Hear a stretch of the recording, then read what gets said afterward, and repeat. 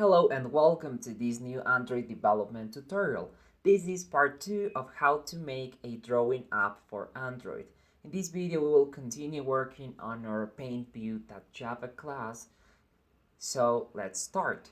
In the previous tutorial we finished our onDraw method. Right now we have to set up a way in which we can get the event that the user generates when he or she touches the screen. Okay, for that we will override the onTouch event. So go ahead and type add override public boolean onTouch event. Okay, and as parameter we will have here motion event, and we will call it event. Okay, we open this and we will get the coordinates of this event. Okay, so since it has to return boolean, we will return true. So this will be the last line of this method. So we'll return true and we will continue working on our onTouch event. So this event is called when the user touches the screen. Okay, we'll see how it works just right now. So we will define two float variables. One of them will represent the coordinate at x and the other at y. So you're going to say float x will be set to event.getX, and float y will be set to event.getY. Okay, now we will get the action. What do I mean with action?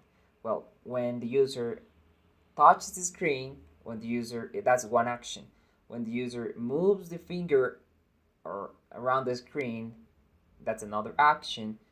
And when the user stops touching the screen, okay, that's another action. So you're gonna say for each action, switch event.getAction to know which action we're getting from the user. So the first case will be case that motion event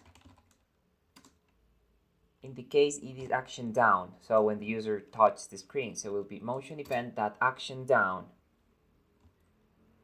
Okay, colon, and here we're gonna say basically break. Okay, we will fill these later, but for now we will leave them empty.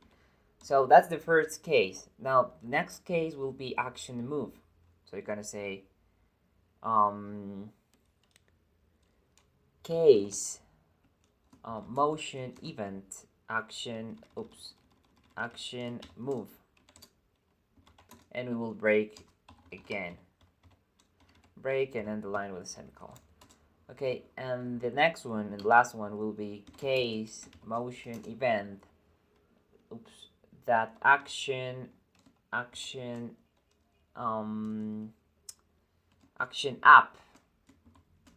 So when the user stops touching the screen, and we will set also to break. So we have three kind of actions the user can take when he touches the screen, and we will use this float to pass them to another method which will enable the drawing to be created. Which are those methods? Well, the first method will be called touch start, which will be set right here. So after here we're gonna say create a method which is private void touch start. Okay, and as parameters we will pass the coordinates right here. So we're gonna get them here. For that, you can say float x and float y. Okay, great. We will open this method and we will create a new path. So when the user touches the screen, we will start a new path. So we're gonna head and access the outer path to call that way. So mPath will be set to new path. So this means we have to create a global variable which is a path, and it's called mPath. So it's red because we don't have that yet, so we have to create it. So right here we're gonna type outside the method, of course, private path mPath. Oops, and as path we have to import the correct path. In this case is Android graphics path. Okay. Okay, so now we have our mPath that we can use to draw. So this is touch start method, and the first thing we will set to mPath will be create a new path, right? So new path. Great. The next thing we'll do, we will create a finger path which was created on our main activity. So we're gonna say main activity,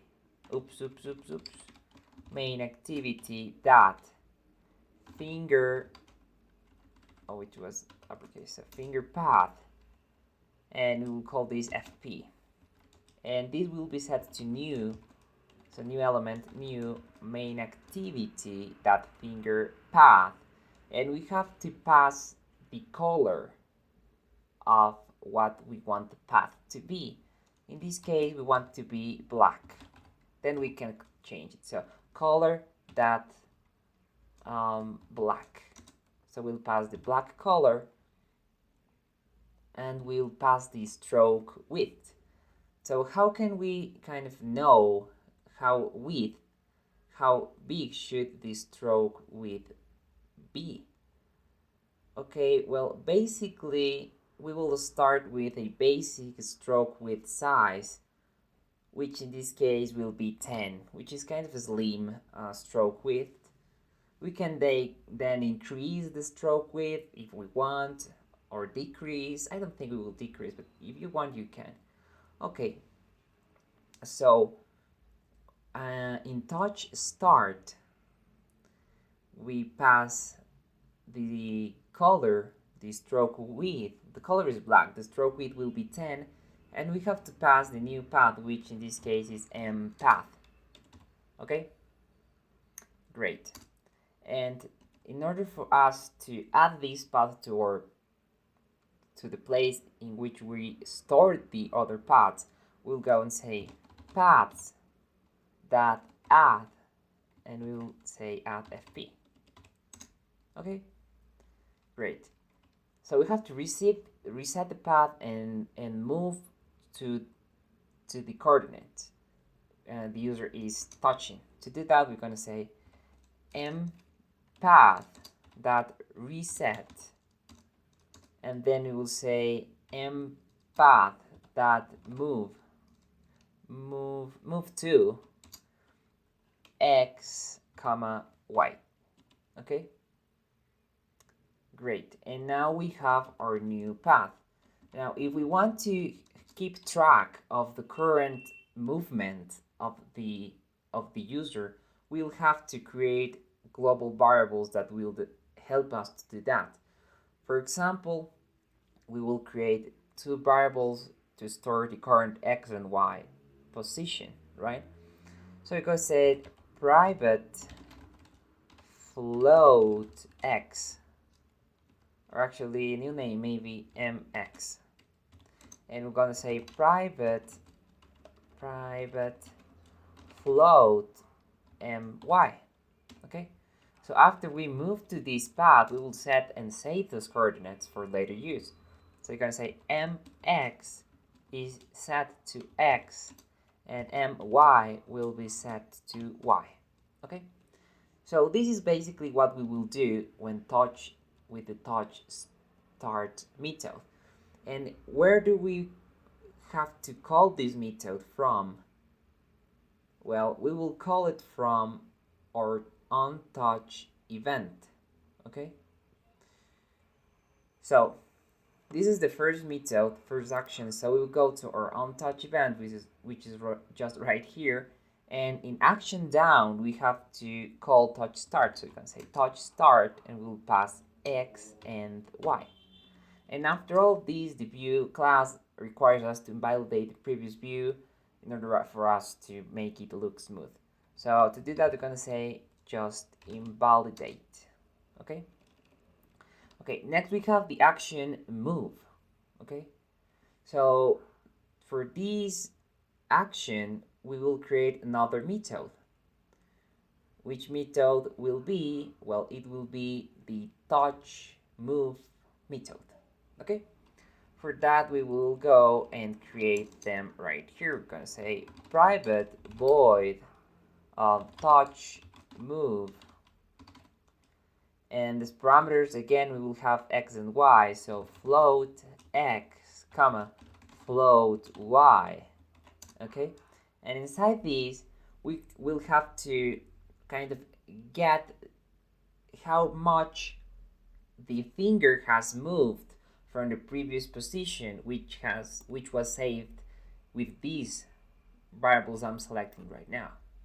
To do that, we will say the following: float the x, which means change in x, will be set, and with math library we will kind of calculate the distance between them. So we're going to say kind of the difference between them. Okay, so we're going to say math dot abs x minus mx. Okay, so that's the difference between the current x and the saved x. We'll do the same with y. So you can say float the y will be set to math.abs y minus m oops, y minus my, right? Okay, so we have updated this thing right here, and in order for us to know how big of a move it is, we will have to kind of set a tolerance of a range tolerance. For that, we'll create a global final static variable, and we will say private static final float, and this will be called touch tolerance, and this will be set. We can change this, but for now I think a great value will be 4. Okay, so after we define the dx and dy variables, we will kind of calculate the touch tolerance. Okay, so for that we're going to say if dx is greater or equal than touch tolerance, or dy is greater or equal than touch tolerance. So in either of these two cases, we will define these to kind of a movement. We will assume this is a movement. So you're gonna say path that kind of move these. So you're gonna say kind of coordinate in a quad way. So you're gonna say quad 2, and we'll pass our previous coordinates and the function of our new coordinate with the average. So I'm gonna say mx as the first, then is mx, my, and here we will say open parentheses and will be x plus mx, and this parenthesis divided by 2, which is the kind of average I told you, and here we'll pass the same with y, so y plus my, and all these parentheses divided by 2. Okay, so now with that we're moving this, and we again update the new coordinates with our moves. So mx will be set to x, which is the new kind of where are we right now, and my will be set to y. Okay, great. And we have to call these touch move in the same way we called touch start. So we go to our onTouch event, and on action move we're gonna call touch move, and we'll pass X and Y, and we again have to invalidate. Okay, so now we have created the action down and action move. Now we have to do the action up, which is basically when the user is not longer touching. So when the user lifts its finger from the screen, we want to actually see how the finger was moved, and depending on that we will draw a line, if you like. Okay, so we're gonna say private void touch up, and inside this method we're gonna say mPath, which stores the current path, and we'll say line 2 mx my. Okay, that's it. And now we have to call this method from the onTouch event, saying touch app and invalidate. So basically we're kind of finishing the line with this touch app event, right? Great. So now that we have created our onTouch event, which is ready, touch app, touch move, and touch start, and we have also created our onDraw method. Okay, we have to create a method that will enable us to clear the screen.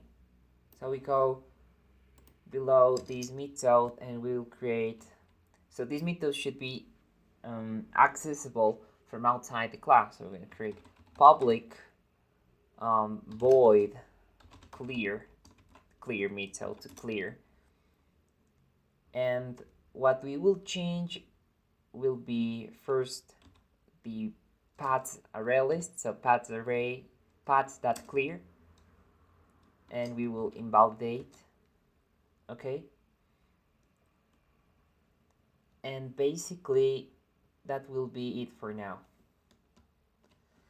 Okay, so we have done that. We have done the init and the PaintView constructor method, and for now we will kind of continue with the video and test if all of this even works. Okay, so to do that we go to our main activity.java class.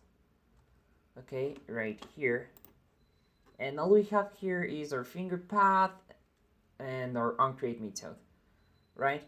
But we have to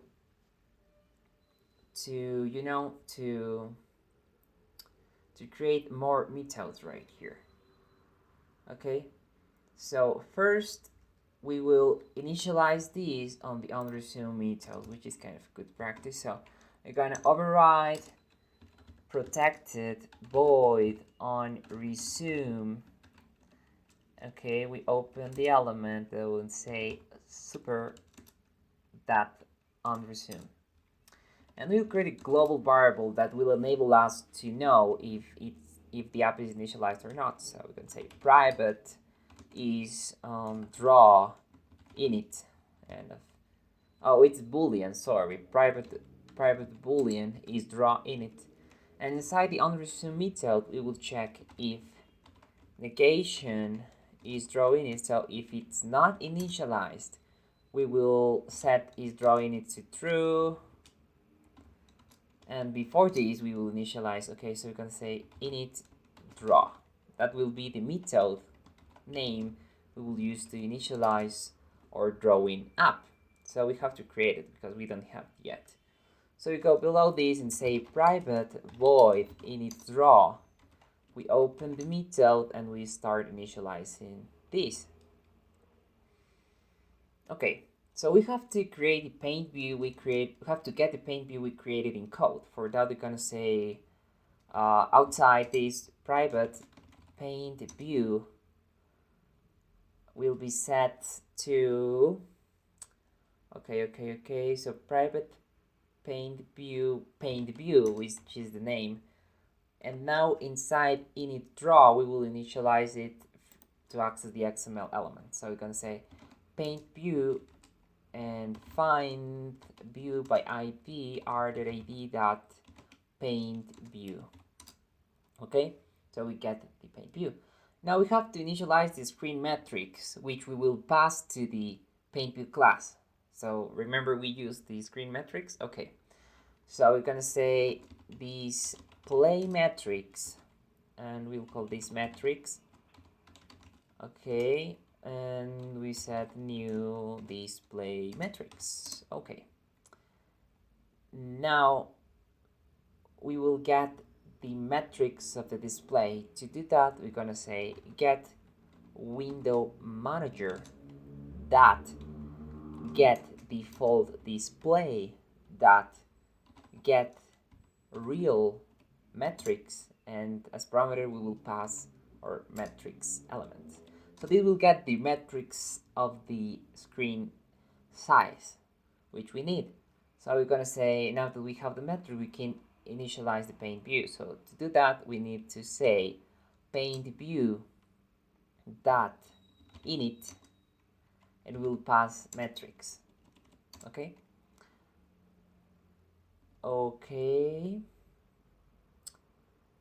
And we're basically done, and we have initialized our paint view right here.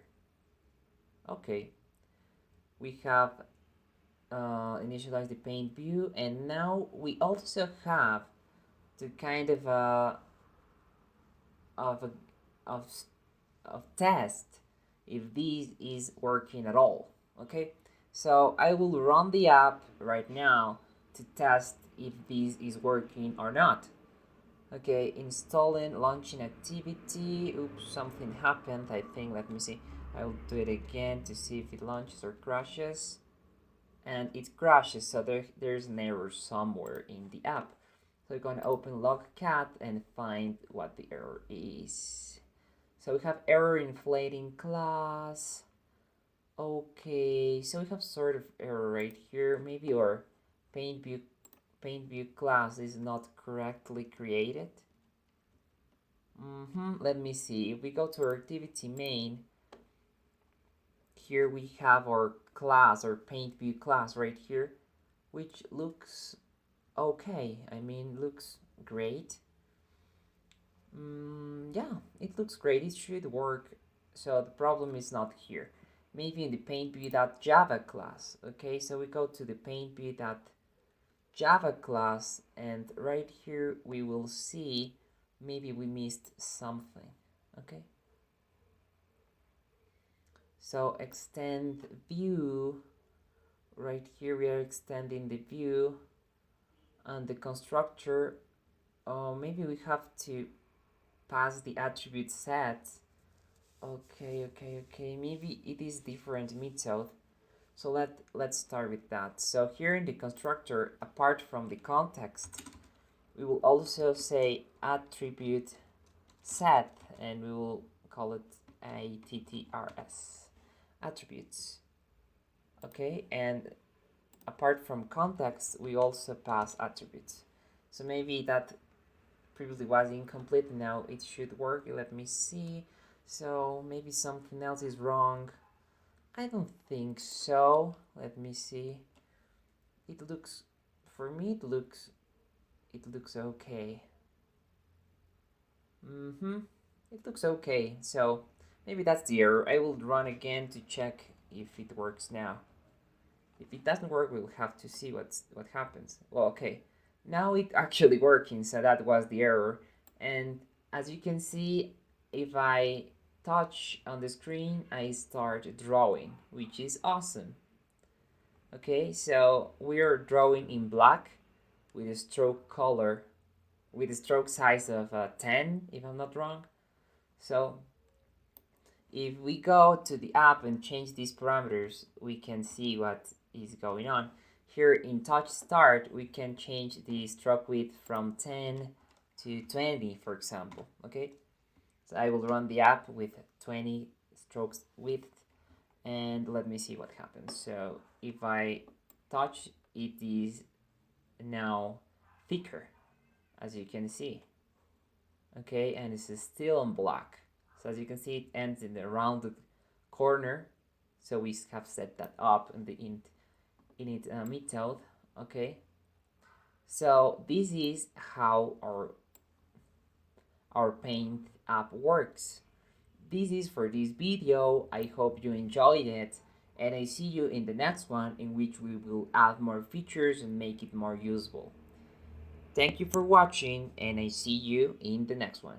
Bye.